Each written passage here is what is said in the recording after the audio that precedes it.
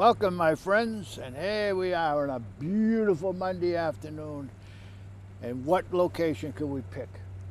A nice, quiet location where there's not much business going on. Yeah, and we're at Spence Farm. For anybody that doesn't recognize the little pond or puddle or whatever they call it behind me, I guess there's a little bit of a discrepancy about what that is and how long it's been there. But we're at Spence Farm. Not Spence Farm, we're at the Farmers Market. Yes. That's what they call it Farm now. stand. And our guest today is Mark Gaffney, who is the alderman who represents this area. Thanks for coming in, brother. See you. And so we're going to talk a little bit about, we'll get to that in a minute, but I want to say a few things about this Ice Bucket Challenge. Yes. Now that's for ALS, and I'm not sure exactly what the rules are and all that stuff, but if you throw a bucket of ice and water and pour it over your head, you pay $10 for that privilege for the ALS, the disease. That's a disease. I don't know what the fancy name is. It's arterial lateral sclerosis. Okay, Lou Gehrig's something like that. disease, Yes, they call correct. it, right? And so there's some kid that has that, and now this is a fundraiser for his benefit. Well, basically, I guess it's a fundraiser for Lou Gehrig's Yeah, right. disease charities, I would say. So the thing has gone crazy. Everybody, everywhere you look, somebody's doing it. You know what I mean? I was down to Gloucester over the weekend, and they were lined up, buckets of ice, and just dumping it around, pay the money, and thought it was great. So yeah, I think it must be on YouTube and all that kind of stuff now. The head talked about it on Beat the Press, Emily Rooney's show Friday night. Huh? And I guess it started out as a challenge. So if you didn't take the ice bucket challenge, you had to pay them some money. That's right. But now it's evolved into you donate anyway. Yeah. And it can be any kind of money that you would like to donate. So that's great. Yeah. That's I mean, great. That's what they said. Yeah. A lot of people were complaining about it. They make it a kind of because the kids, some kind of a novelty the young kids thing. were down there doing it. And I said, "Your father's going to kill you. Come home and say, give me $50. I want to get down there and pay my $10." But their discussion about it was that eventually they are doing it for a good cause, and they're generating a lot of money. So yeah, that's good. I'm very happy. That's good. And the only thing we're not going to talk about today is the mulas. I'm sick of it. I'm tired of it now. I go to Shaw's. I'll go back. If the mulas ever gets back on the right track, I'll go there shopping. But right now, I just go to Shaw's. I can't be bothered. You know, it's just taking too long. And then I was reading the Globe this morning, and Arthur T, he says, well, they're putting too much pressure on him. And then the other guy, the board of directors are saying he's an unreasonable guy, so this is going to last forever, and they'll probably lose the whole store and forget about it. So I'm not even going to talk about it no more. Forget it. Let's just go someplace else. Stop and Shop. Stop and Shop, yeah. I don't care for Stop. Well, I don't know if I could say that on TV. I could say anything on TV. I like Shaw's better than Stop and Shop for whatever reason. I don't know. Maybe I'm just more comfortable in there. I can't find anything in either one of them anyway. Well, you must go to Burlington then. Shaw's. I go the one on Wynn Street, way up in Burlington. Wynn Street, yeah. Yeah, and there's one. I mean, North Woburn would be a little closer, but I don't feel comfortable in that store for whatever reason. I mean, the people are nice and they get everything you want to buy, and the prices between Shaw's and Stop and Shop are about the same. Pretty much. Yeah. The thing I like about Stop and Shop is that I know where everything is now. Yeah, well, that's the whole secret. And I can go in and out of there in 15 minutes. That's right. So I like the mulas. I could run in there, get 3 or 4 things, pay the short money, run out. Did you go to which one, Woburn or Burlington? Yeah, Woburn. See, I haven't been to Woburn, but I did go to Burlington a lot because Peggy liked it. But yeah, it's close to your house either, too. Well, if you go there, luckily we have a handicap sticker. Otherwise, you can't find a parking space. Yeah. She can't walk. Well, I'll be at Wegmans pretty soon. And they say they're going to do, I heard they're an expensive store, but they claim in the paper they're going to be competitive. Yeah, so well, they're going to have to, but that's a destination. You go there and you stay there all day. You have breakfast, you shop, you have lunch, you shop, and then you have dinner. Yeah, that's right. So what about Herb Chambers? Where are we with Herb Chambers? Now, you know, this is my, I'm looking from the outside, of course, at the Woburn City Council. And he's been there a long time, and they haven't said no yet. You know, usually after 3 or 4 meetings and a few committee meetings, you get a yes or no.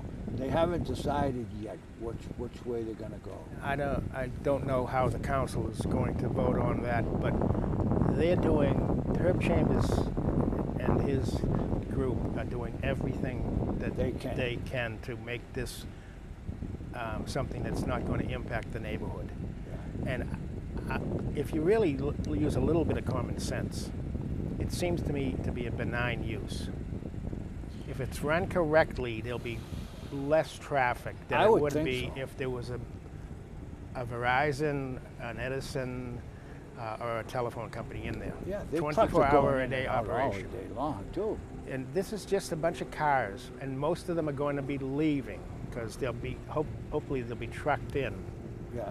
So, and they're only going to bring 10 truckloads in at say 88 cars. That's only 80 cars leaving. And the traffic on Locust Street has to be pretty busy. There's a huge apartment complex there. There's an apartment. I think Ray Draper, I don't want to quote him. This is not a quote of Ray Draper, the alderman from Ward 7 exactly, but what he said was they were going to fix the front of that part of the building on Locust Street, so you wouldn't be able to even see in there. No, with bushes and mounds of dirt and all kinds of stuff. Going to be a variety of bushes that will screen it. The building itself is going to look like an office building. Yeah. And it's I think that after it gets there and it's operating correct, if they operate it correctly, you won't even notice it's there. I hope so. I hope so, because it seems like if he's selling that many cars in Burlington, I mean, he must have a pile of dough, because they make you buy the cars now. Those dealers have to buy them. It's not on consignment anymore. From some of the conversations we've had with some of these dealers, is that they're telling you you have to buy this many cars. Right. Oh, well, I shouldn't say maybe buy them. You have to sell this many. Of course, you're going to have to buy them to sell them. But they're telling you, you better sell this many or we'll get somebody else who's going to do it. That's right. And they're forcing the dealers to take this huge inventories and then try to get rid of them. Yeah. And now the other guys have, when you live I'm sure when you live in like New England where the towns are old and the roads are crooked and there's no places. I mean, Olson's at the church, you know, they're spread all over the city. The cars are here and there and everywhere, you know. I mean, they only can fit so many cars. Landon can only put so many cars on his lot. Right. The guy over in Lawless, he get a very small piece of property. So it's just an unusual thing. See, one of the problems, I guess, is that there's really no ordinance in the city's ordinances for a commercial parking lot. When I say commercial parking lot for car dealerships. Yeah.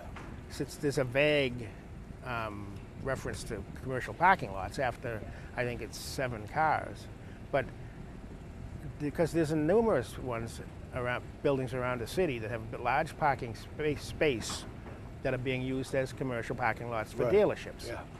But most of them are over in the east side of the North Woburn. Yeah. This is one in now in the middle of a residential area. Is that what's going to happen? Say he passes. They will say he gets his permit. Does that mean they're going to have to make an ordinance? I think they're going to be working on some kind of an ordinance to make sure that they have the exact wording for these types of parking lots.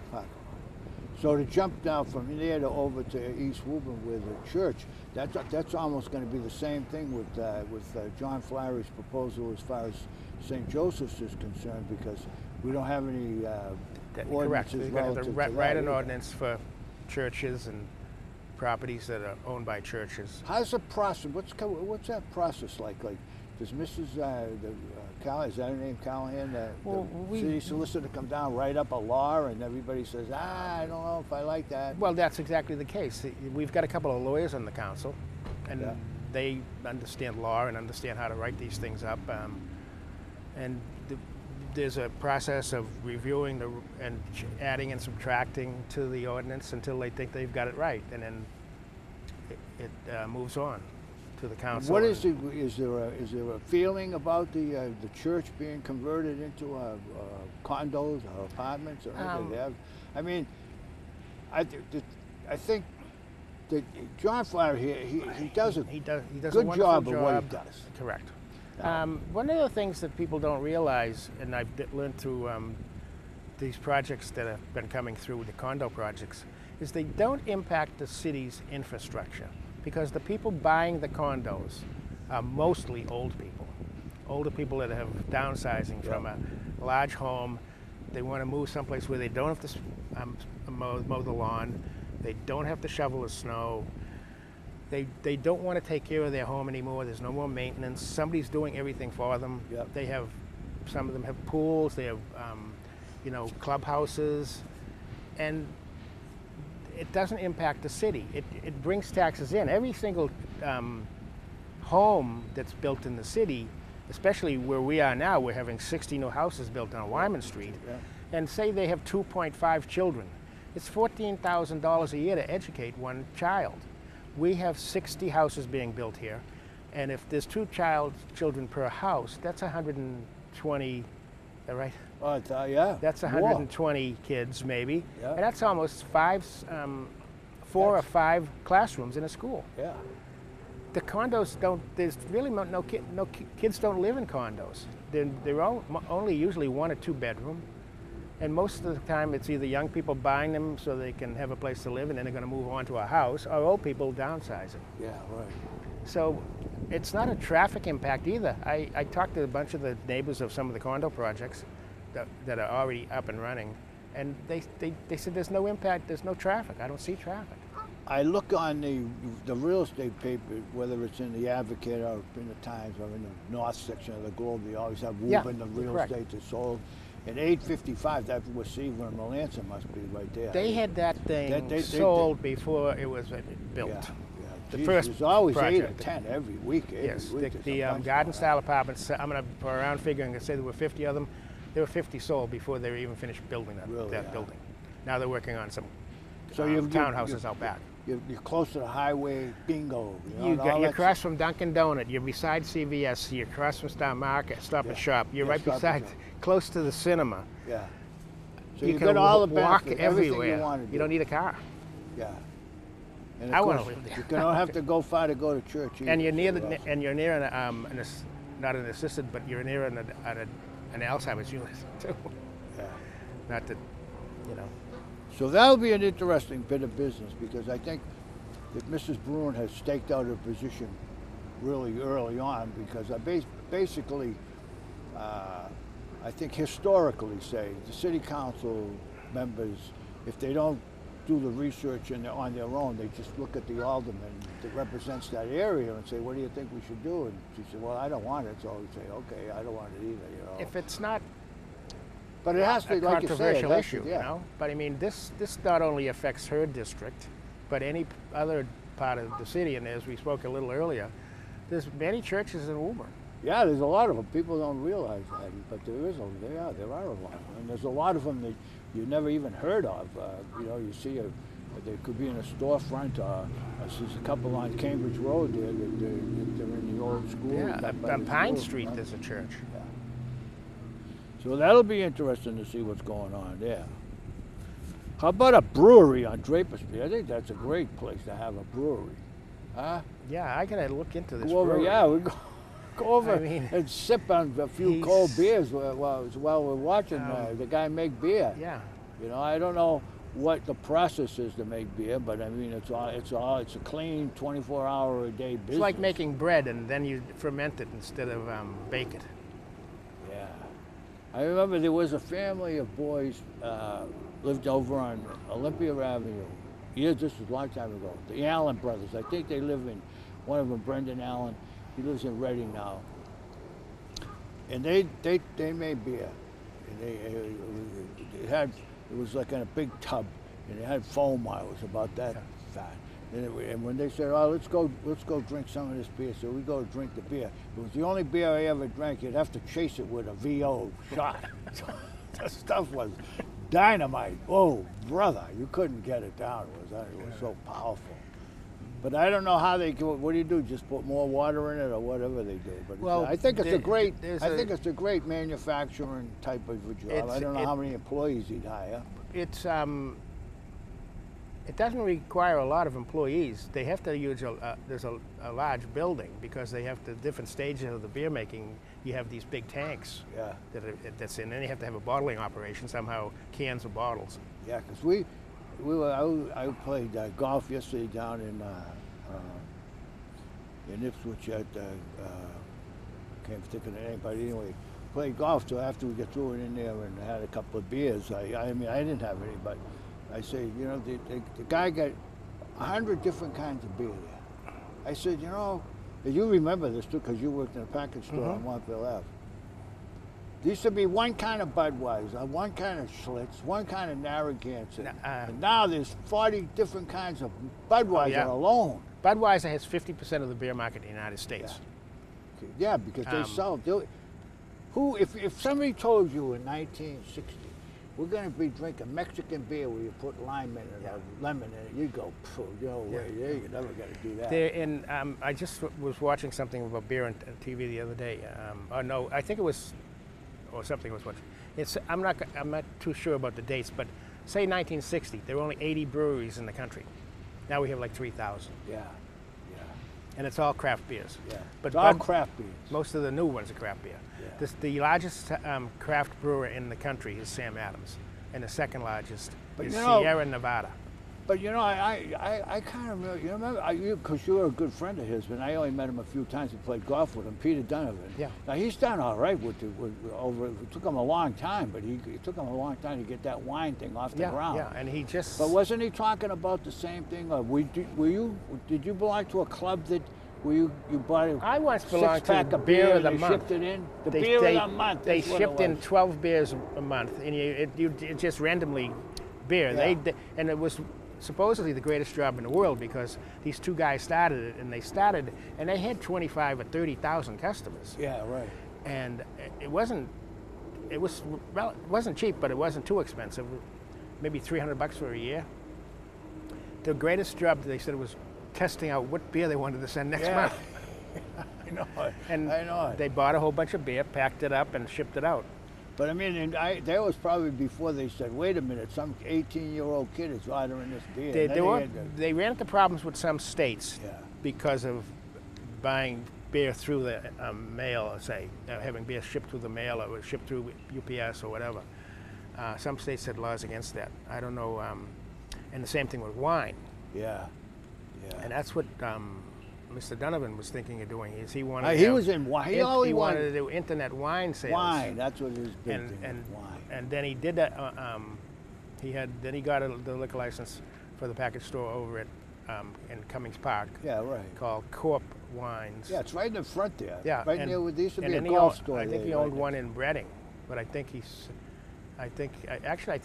bought. Did he buy East Woburn? I don't know. Somebody bought something. I don't know if he made any money over there. I mean, he's been there for a while. This has been going on for a long time. Yeah, he sued the city and it took him 10 years. Yeah, right. Yeah. To really get the license. Yeah. And everybody said, "You're crazy. You're crazy. You're crazy." But he stood his ground, and the court said, "Okay, yeah, you can have it. Yeah, no problem." So it's just a lesson in I guess patience. What about the library getting $9.9 million? I wonder how much they have now altogether. They didn't say in the paper. They said that their own resources are like $3.4 million or around that. This is going to be a $25 or $30 million project. Yeah. But it's got to get in line right behind this school. I can't imagine them letting it go too much further. Right now, we have the school, Harold Wyman School, the library. We have to do revamp the fire department when it comes to stations and things like that. Yeah. And there was another fourth project that all required money more money from the city. You mean like public works or something like that? I forget the last one, but large inputs of money from the city, meaning bonding issues. And then he's got to negotiate a contract with the school department. The teachers are many contracts are being negotiated right now. Huh? They are? There's a bunch of contracts. That's how he's been in there now long enough that they're coming back. Yes. He was in there right at the beginning when he got them all to sign up for almost nothing. Right. And now they're coming back again. And So he'll have a tougher time. Yeah, because I know this custodian's contract, and the teacher's contract. Does the fire department got a contract too? I don't know.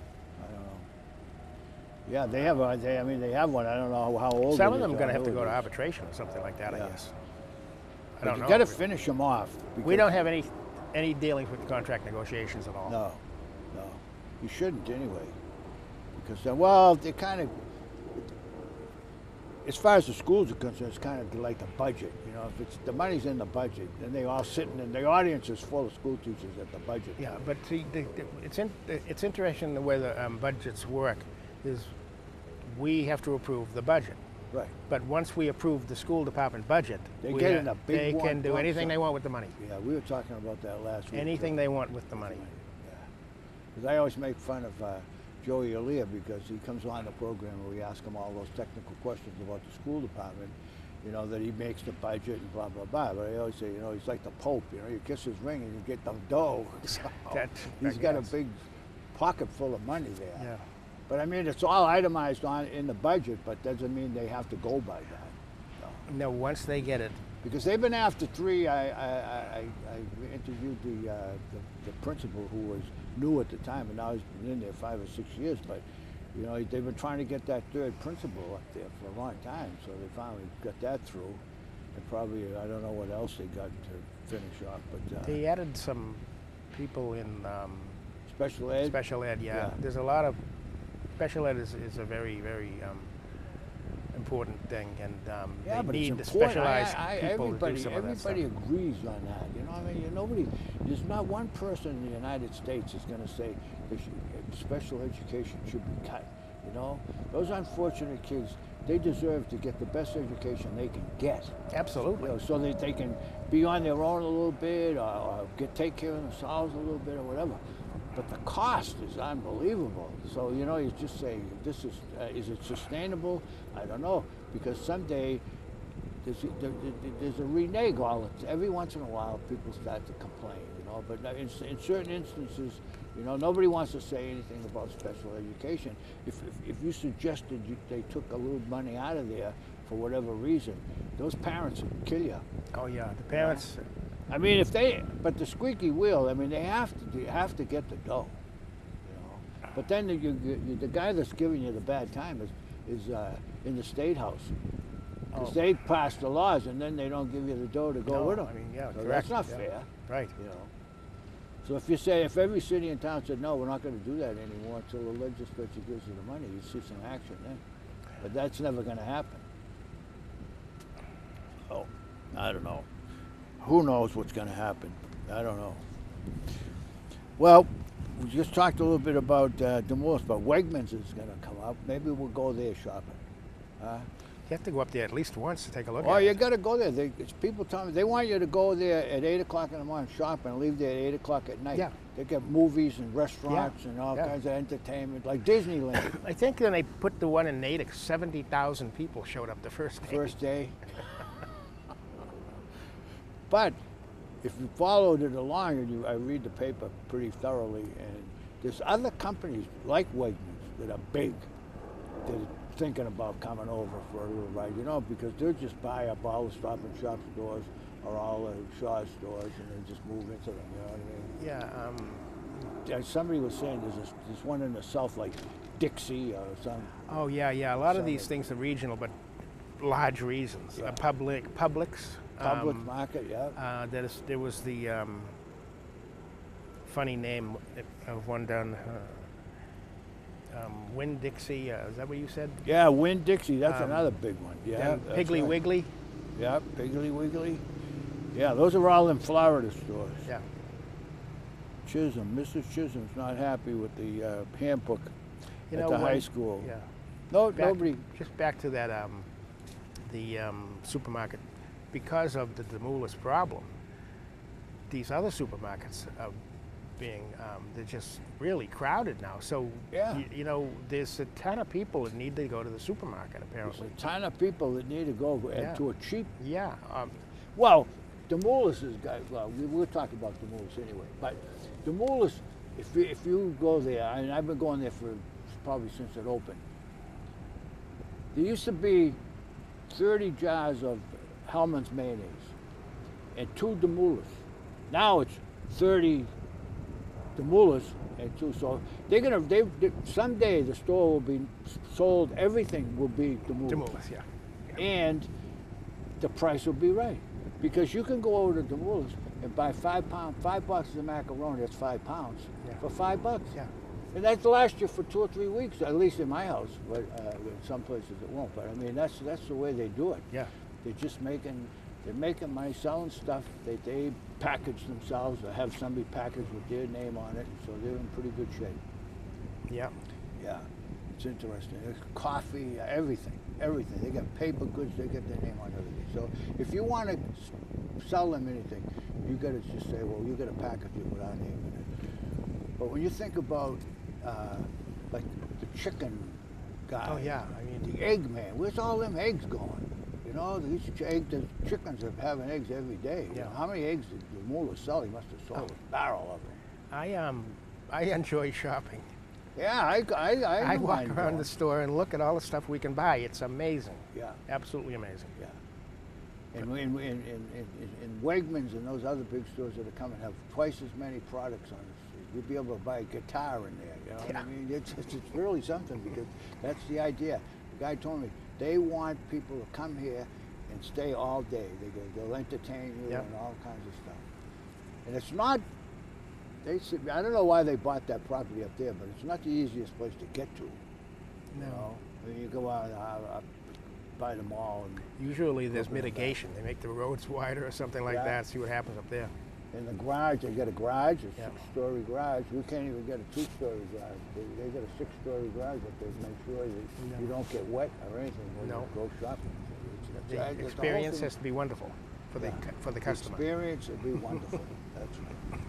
That's right. A wonderful experience. So what else is going on in Ward 3? Nothing. Basically, it's it's quiet, but with this development that we're right across the street here, and a development down the street, that's pretty much, and the new school. Those are the big ticket What do you issues. have? Do you have any? What do you got for stores or you don't have? There's no manufacturing. Very little. Very little. Only a little bit on Wynn Street. Oh, all you got on Wynn Street, and then do you have like Bedford Road anymore? Yes. Okay. So you get that little where the store used to be, where you used to live. Oh, well, now it's a house though. But there's no real. That's actually the building, the commercial building on the other side. Yeah. That's Ward 1. Oh, that's Ward 1 now. Jeez, they keep changing them around. So it's just pretty much from the hardware store, Ace, to downtown. Yeah. I mean, actually down to the corner of the Baptist church. Yeah. On that side, and then from Harrison Ave up to North Warren Street on the other side, because the first part of as you drive in from the center up to Harrison Ave on the left-hand side is Ward 2 now. Jesus, I don't get that. So the City Barnes is in Ward 3, and there's a little bit of commercial on Harrison Ave, and that's pretty much it. That's good. I mean, well, half an hour goes by, definitely half an hour goes by pretty quickly, doesn't it? Huh? When you're here, look at, there's a nice breeze blowing now under the tree, just perfectly. We got as much information as we're ever going to get from this guy right here. He's a good friend of mine, and he does one hell of a job. Walking? Still walking? Yeah, 7 days a week, 365 days a year. And the people run out of the house, they hook you and say, get over here. 10-minute walk takes an hour. So I mean, seriously, do they stop you a lot? Absolutely. Every day. Somebody must stop. Chased me down the street. They know you're going. They say, here he comes. Get over here. Alderman. Right to Alderman. Is that what it is? Yeah. That's wonderful. Well, thanks for coming in, Mike. I knew you were busy this morning, but I'm glad you come in. Yeah. No, anytime for you, Ed. Okay, pal. All right, next time, we're out.